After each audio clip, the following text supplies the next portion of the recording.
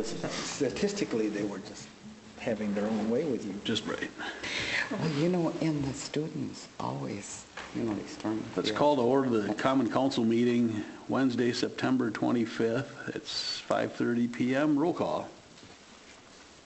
Webb. Yes. McIntyre. Davis. Yes. Thomas. Yep. Mark Walnitz. Yes. Chris Mullins. Yes. Didn't hear anything from Matt. Actually, he did say he might be late. Okay. Hurry up, Chris. Confirmation of appropriate meeting notice. Meeting notice was posted last Friday at BMO Harris Bank, the Library, City Hall, and the Post Office. Next item is to discuss and consider adoption of City of Edgerton Resolution 1113, State Health Insurance Option Selection Resolution. So the state health plan, which is where we currently have our health insurance, is offering more options this year than they have in the past. So we don't know for sure what, you'll have to decide what would be to your best advantage regarding these options, but we have to let them know by October 1 which programs we wish to potentially enter into. One of the modifications they made is before everybody in our unit, which is our city, had to have the same kind of plan. They are now allowing classes of employees to have different plans within our community. So the most obvious class we have is a represented group and a non-represented group. So we could have theoretically different plans for different groups. So the two, there are three plan options. The two that we think are potentially advantageous, and once we pull the budget together, we can tell you the difference in cost for each one of these things. The two are the deductible plan, which is what we are currently enrolled in, the deductible plan, and there is always has been a non-deductible plan. So it seems, I would describe maybe counterintuitive to ever consider a non-deductible plan, except the current policy of the city is that the city pays the deductible for the employee. So when you look at the cost of these two plans, it's a different kind of thing than if the city were going from a deductible plan where the employee paid the deductible to a non-deductible plan, because that would be a cost increase. So what we would like, we think would be advantageous is, because we now can have an option, is to alter our current notification to the state to say we would like to be a non-deductible and a deductible city.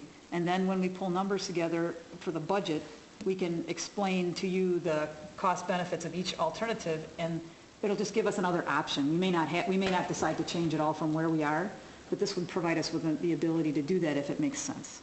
So that's really what we're asking for. So if we notify the state, we still have the option to go with whatever we decide. Either one of those. Out of the two. Out of those two. Right. Because the employees, you place the employees by like November 1, each employee has to be placed in a plan. But if we don't tell them by October 1 that we want to have these two options, we will stay with our current plan, which is the deductible plan. So you indicated there were three plan options. What's the third? The third one is a new one, and it is it's a deductible plan. It's a $1,000 deductible. So it's the same concept, $1,000 deductible, but it is a copay. So instead of the employee going to on January 7th for an appendicitis, which happened in my household, your $1,000 deductible would hit you all at one time. And so the copay is every time you go, it's a percentage. You pay a percentage of that visit until you reach your deductible. So it's more, it's easier on the employee. The reason we aren't suggesting that we consider that one is that the savings to the city is really not very significant. So, if we're going to go to the employees paying the deductible, it's your call. We certainly could include it, but we didn't. When our analysis, the savings didn't seem to be significant enough to make that jump. Good. Because that would be, from the employee perspective, a very large jump from where we currently are. Okay. So if there's not going to be a significant benefit to the city, then one would question if it's really worthwhile, the trade-off with, from the employee perspective of what that change would be. Good. So also, if we contact the state and say two plans, can we have two plans in place, or do we still only have one? We can have two. We could if we chose. Okay. It has to be by class, so as I said, we couldn't have Tom and I with different plans. Sure. It would have to be, a class of employees. Good.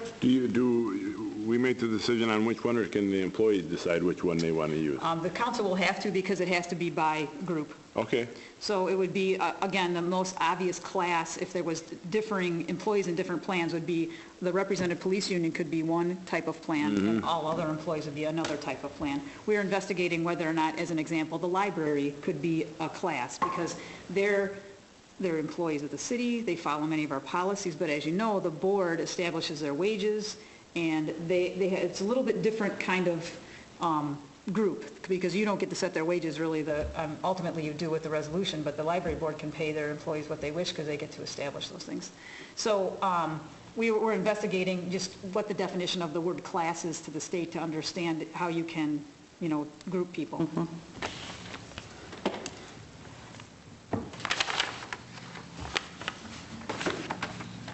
Is this because of that new Affordable Care Act stuff, or is this some of the employee?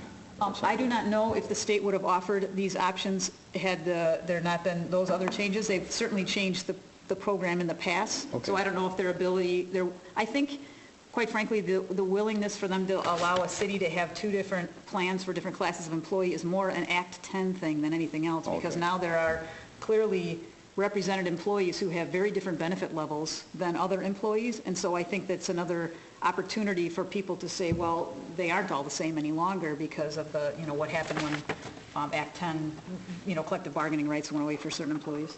So I'm guessing that move is more tied to that than Okay. anything else. so with that being said, obviously these top two would be our best solution here. We think so. We Okay. think that those two options we want to leave on the table. With that being said, can I make a motion?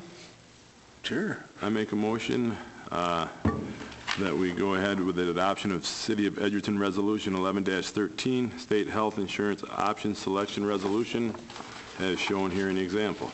A second. I'll second. Any other discussion? Hearing none, roll call. Chris Walnitz? Yes. McIntyre? Yes. Davis? Yes. Thomas? Yes. Mark Walnitz? Yes. Webb? Yes. Budget's coming along, so we'll have a full draft for you for your next meeting for sure, so plan on making it a long evening, would be my guess. And for the next meeting? Regular meeting. Regular meeting. Which would have been 3 weeks from the previous one, but we had to stick this one in the middle. Yeah. Motion to adjourn. Second. All in favor? Aye. Opposed? Carried. Thank you. October. Thank you. So the next one is, what is it, the 7th? 7th? October 7th.